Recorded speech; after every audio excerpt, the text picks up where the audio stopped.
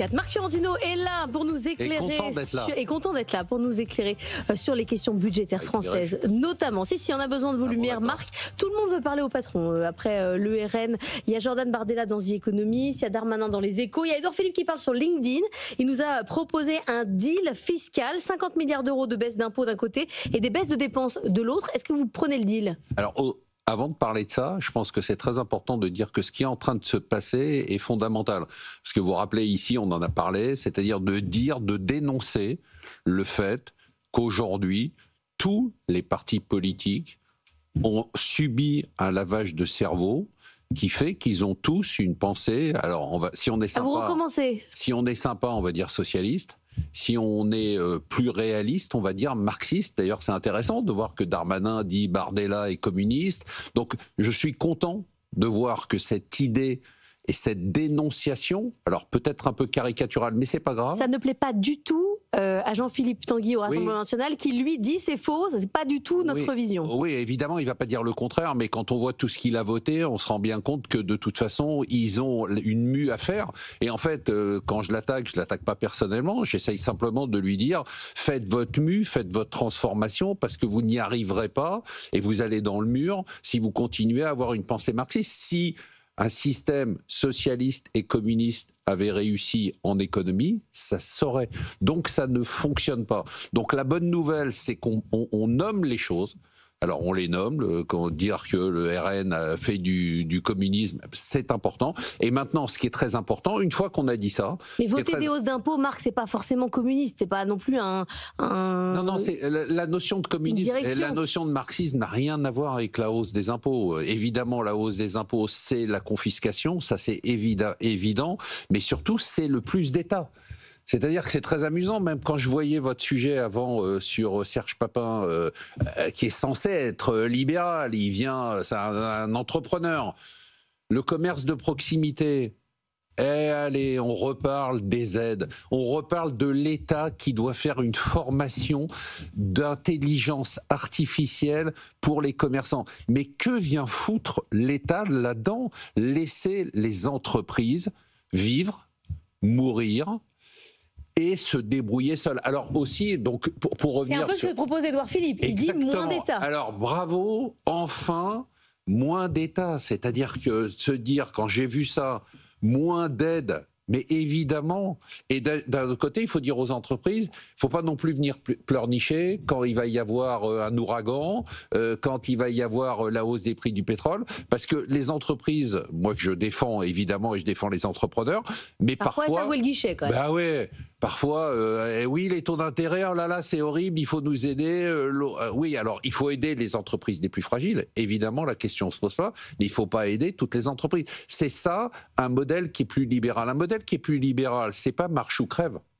C'est pas ça. Il faut le dire, il faut le répéter. Un modèle qui est libéral, c'est un modèle qui se concentre sur les plus défavorisés et qui laisse les autres se débrouiller. D'ailleurs, ce qui me frappe dans le débat qu'on a depuis des semaines, c'est qu'on parle beaucoup des riches, on parle beaucoup des inégalités, on ne parle pas du tout des pauvres.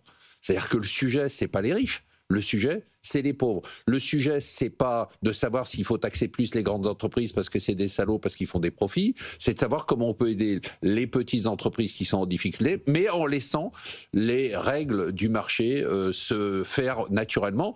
Et enfin, on commence à avoir, on est au tout début, je dirais pas une pensée libérale parce que c'est un gros mot en France, mais une pensée qui n'est pas étatiste. L'État ne doit pas intervenir tout le temps, partout. Il ne doit pas intervenir dès qu'il pleut, dès qu'il y a trop de soleil, dès que le pétrole monte ou dès que Donald Trump lance des droits de douane. Alors justement, Donald Trump, vous avez vu, il a dit il y a peut-être un plan B sur les droits de douane réciproques. On verra ce qu'en dit la Cour suprême. Il y a le shutdown qui continue. Là, il y a carrément des aides alimentaires qui sont plus versées, des salaires qui sont plus versés. Est-ce que c'est un risque pour l'économie américaine ? Oui, alors moi je trouve que c'est très intéressant ce qui est en train de se passer aux États-Unis, parce qu'aux États-Unis, en fait, on dit tous, et moi le premier, que l'économie résiste très bien, qu'elle est résiliente, qu'elle affiche des taux de croissance. En fait, si on l'analyse en profondeur, on s'aperçoit, et c'est très intéressant parce que c'est lié au sujet de la bourse, on s'aperçoit qu'il y a une énorme partie de la croissance américaine qui vient de l'investissement direct de l'IA. C'est 0,8% à peu près du PIB, donc c'est énorme. Hein.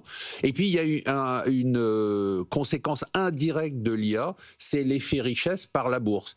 Évidemment, bulle de l'IA, donc bulle de la tech, donc hausse de la bourse, donc effet richesse, donc les Américains qui ont des actions, pas tous, ils consomment plus et donc on a une croissance qui est extrêmement forte. Ça veut dire quoi? Ça veut dire que si cette bulle explose, et elle va exploser, je ne suis pas en train de dire qu'elle va exploser demain, mais elle va exploser, après l'effet richesse, on aurait l'effet appauvrissement.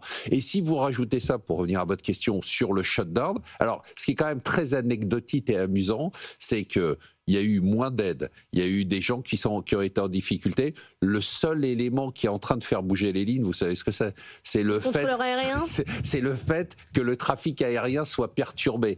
C'est ça qui est en train de créer une panique, même chez les Républicains, qui commencent à dire il faut qu'on essaye d'arriver à un compromis. Ce qui est quand même assez savoureux ou triste ou cynique. Donc, ce que je suis en train de dire, c'est que l'économie américaine ne va pas si bien que ça.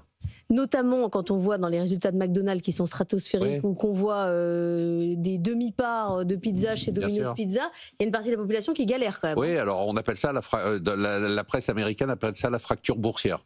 C'est-à-dire qu'elle dit en fait il y a deux parties de la population, les États-Unis sont coupés en deux. Ils sont coupés entre ceux qui ont les 401k, c'est-à-dire ces fameux comptes retraite dans lesquels ils ont des actions et eux ils ont profité à plein de la bulle IA, de la bulle tech et de la hausse des marchés. Ceux-là consomment.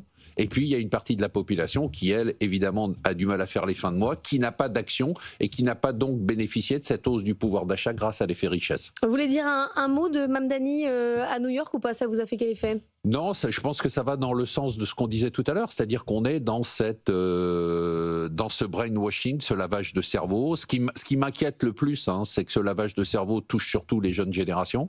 Il a été porté par les jeunes générations. Ces jeunes générations sont dans cette pensée marxiste et socialiste, et c'est ça qui m'inquiète le plus, parce que ça veut dire qu'on va vers ce modèle-là et que le libéralisme, de plus en plus, est considéré comme un gros mot. Donc on n'a pas fini d'émettre de la dette sur les marchés financiers, puisqu'à présent on n'a pas réduire les dépenses, donc on n'a pas fini. Ça c'est sûr que non, malheureusement c'est sûr que non. Vous pensez qu'à un moment donné il y aura trop de dettes et que le marché ne pourra plus absorber? Oui, je pense qu'à un moment, alors si vous voulez, la chance qu'on a dans notre malheur comme d'habitude, c'est qu'on est dans un environnement, je me tue à le répéter, qui est déflationniste. C'est-à-dire on est dans un environnement où vous voyez bien la croissance en zone euro, elle est mauvaise, la croissance aux États-Unis va ralentir. Ce matin, la Chine a quand même annoncé que pour la première fois depuis le Liberation Day, ses exportations ont baissé. C'est quand même un vrai événement. C'était 8,3% de hausse le mois dernier. Là, c'est moins 1,1%. Donc la Chine aussi est en fort ralentissement. Tout ça crée une baisse de la croissance, donc une baisse de l'inflation, donc une baisse des taux d'intérêt. Donc vous avez d'un côté l'effet dette qui tire les taux vers le haut, et de l'autre côté l'effet déflation qui va pousser les taux vers le bas. Donc on risque d'avoir encore une fois la chance de passer par un trou de souris, et c'est pas une bonne nouvelle.